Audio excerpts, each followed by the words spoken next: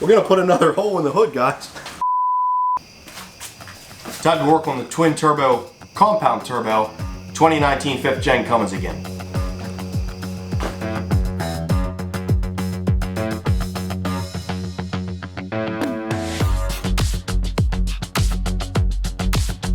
Everybody's favorite, or at least hopefully everybody's favorite, 5th gen compound turbo Cummins is coming over. Got a lot of work to do to it. Last video we cut a big old hole in the hood for the compound turbos. It's got some other work in the past, some nice 22x14 forces, some custom headlights, a whole bunch of paint match, a roll pan, the list goes on, but we're gonna continue the mods today. The hood stack Cummins is back. We got some more parts put on it, well, because it doesn't start. Oh, that ain't good. Anymore. It's not running. So we got some fixes for that. If you weren't aware, when this truck was compound turboed, went down to one battery because the other battery's in the way of the turbos, obviously.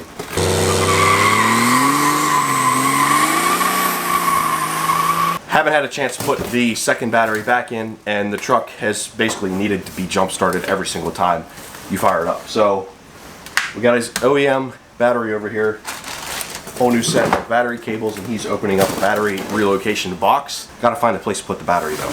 And we also have some other parts for it as well, and some mods for the mirrors and the rear of the truck.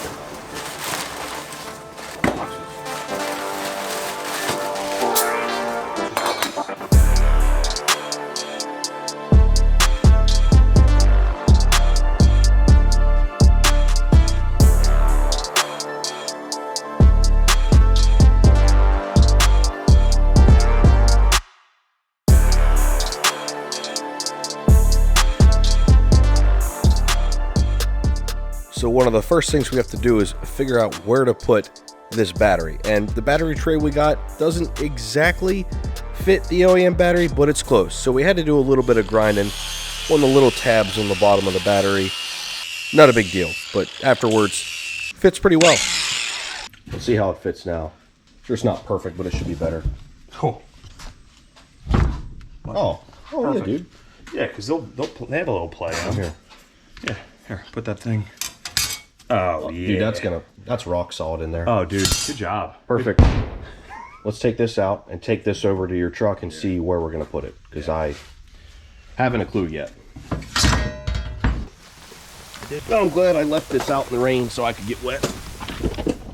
So right here are these two threaded bosses, which is a nice, perfect flat surface for this battery to be on, hidden inside the frame. I just got to see what size bolts they are. Oh, and there we are. Found it on the first try. Those are the size of the bolts that go in the hole. Now make the holes a decent amount bigger than this so we have a little bit of wiggle room. Just in case our measurements aren't that great, you know? So there's two bosses in the frame, which is right where this should be mounted on the passenger side, and what's nice is there's a creepy guy behind me. It's where the exhaust was mounted, so the fact that we don't have to drill the frame, we don't have to do any riv nuts, so we just got to drill two holes in here. It's going to side mount so the battery's still upright. Two big bolts in there, which will hold this more than secure enough, and then we'll be able to slide the battery in and get it all bolted. Should go pretty smoothly, so just got to drill some holes next.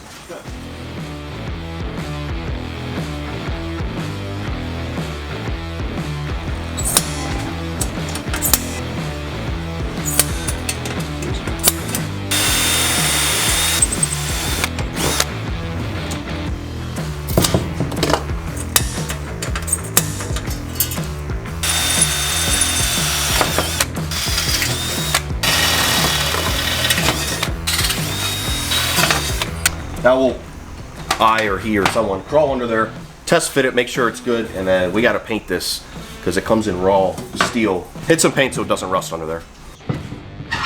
Let us go underneath. Let's do it. Trying to find a place to clamp my freaking camera.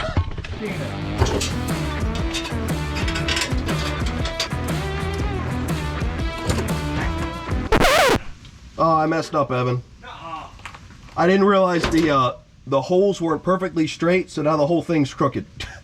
Like big time crooked? Yes. Idiot. Didn't measure correctly.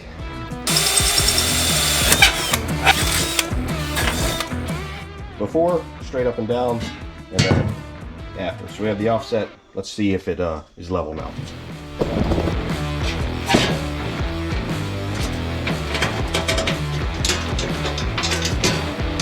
It's like perfectly level too.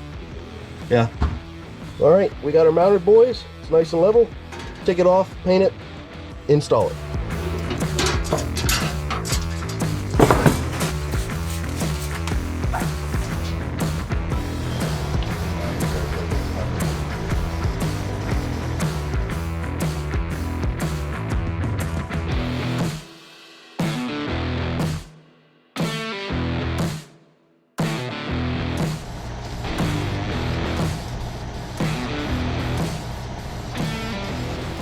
All right, we're waiting for the paint to dry on the battery bracket. So it's time to install a tonneau cover, which he's been wanting for a while, and he's actually moving across the country, so he could use that to protect all the stupid crap that he's gonna have in the bed. The stupid wife's crap. It's a bold strategy, Cotton. Let's see if it pays off for him.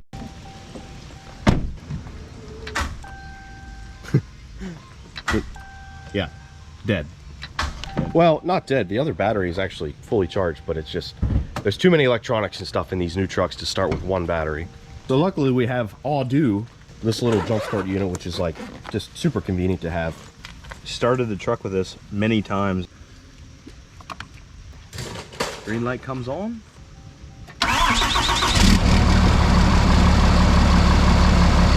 Easy peasy.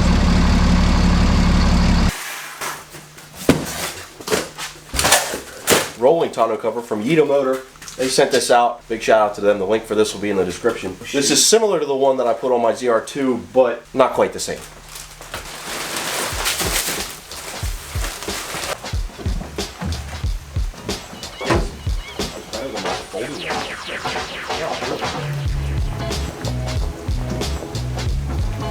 I think this guy goes there.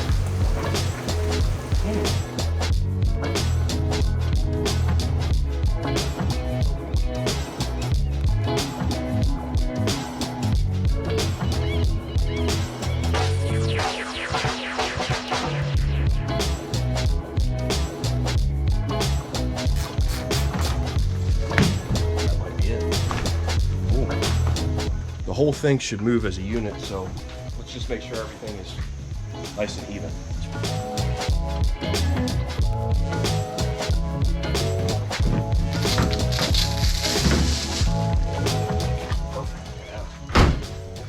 Good edge here, nice and even up there. Let's wrap it up. Now what are these? These are, so roll it, so to make sure it stays, just like that. Then you make sure she doesn't blow anywhere. But, all right, tighten down all the clamps.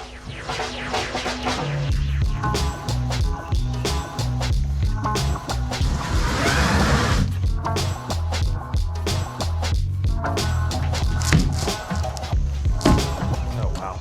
She's done, dude. Looks great. Sweet. It would look better if it wasn't a long bed, but looks great. In all seriousness, check out the links below if you'd like to get one of these tonneau covers for your truck. The paint is dry on the battery mount, so well, let's throw that in there. Start running cables. They're in. Oh yeah. Oh yeah, it looks good. Perfect.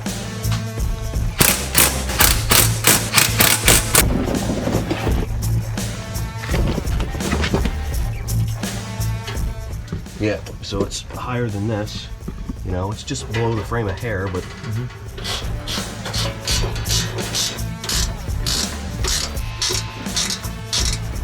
all right, I got her spread. Ooh. Ooh. Ooh. There. Yes. Boom. There we go.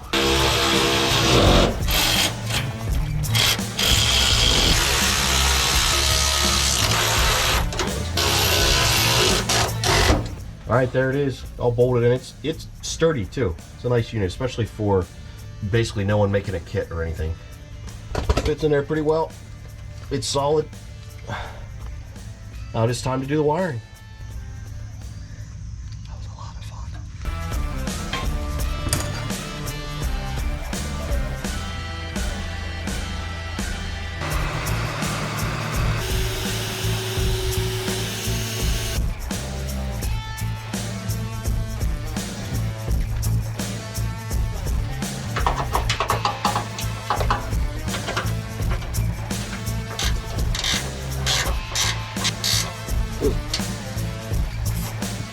All right, that should be it for underneath.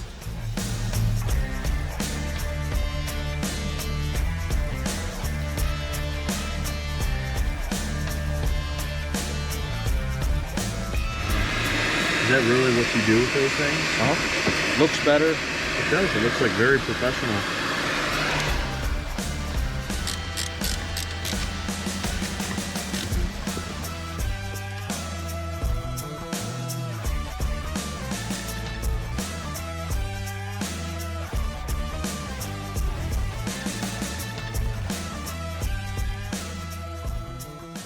Everything is hooked up. We didn't test it yet. We're sopping wet because it's raining, it's dark. First start, you saw it didn't start before without the jump pack, so now it should start with ease with 2 batteries. Let's give it a go. Look at that. Yeah, buddy. Yep. It works, guys. Yay! Making good progress. Hey, Evan, since I got you the tonneau cover and I did all this work for you, and you used all my paint and all my tools and stuff, do you think you could get me like a little bit of cash? Yeah, sure. How's $50? I think 50 is pretty good. Oh my goodness gracious. Geez, these stupid wallets. You know what you need? You need an extra wallet.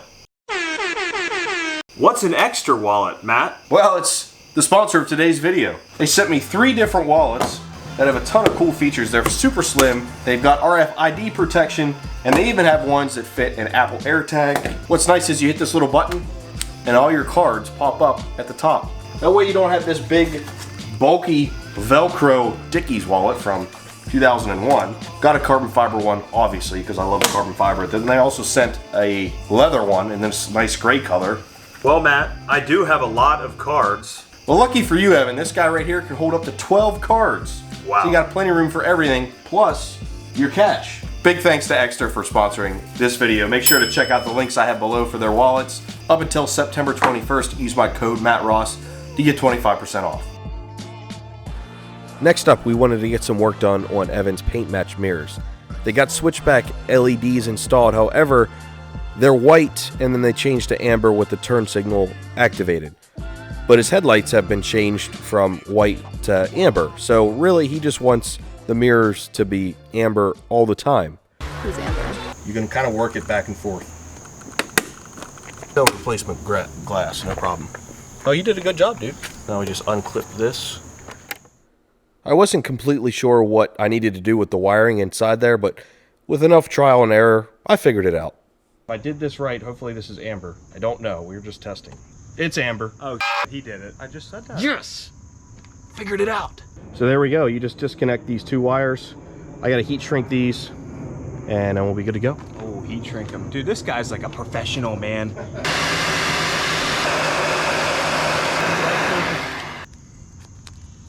There we go. It's like nothing ever happened. Let's make sure she works. Yep. So the driver's side is good. Hit your 4-ways. Let's just double check that works. Yep. Let me check the other side. Other side works. Turn the 4-ways off. See, we don't like the white because the white doesn't match the amber on the front of the truck. Who's Amber?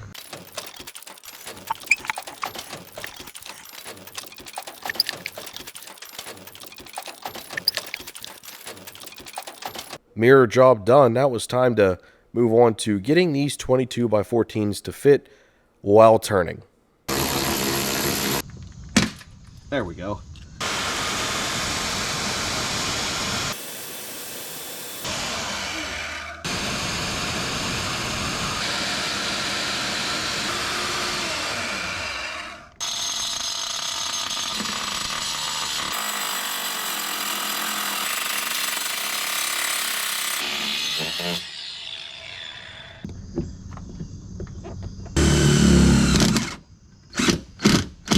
Working in the dark's my favorite thing. So all I did here was trim that little plastic piece, do a little bit of cutting on the pinch weld, and then secured the plastic a little better, put some paint on there, call it done.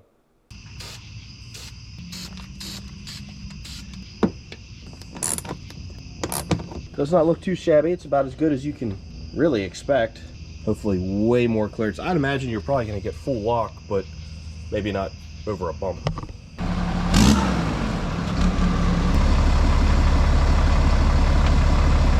Is that the whole way? Now it's, okay, now it's touching. but you definitely couldn't turn that far before. Might not be able to turn fully lock to lock, but it's way better. Well, we were hoping that in this video we'd be installing some airbags, but that hasn't happened yet. And also, somebody's moving to Montana. Yes. I'm excited. Wish Evan good luck on his trip out west, or his movement out west. Taking the truck, hopefully it gets me there. Yeah, still stock tranny. 34-hour drive. How many miles?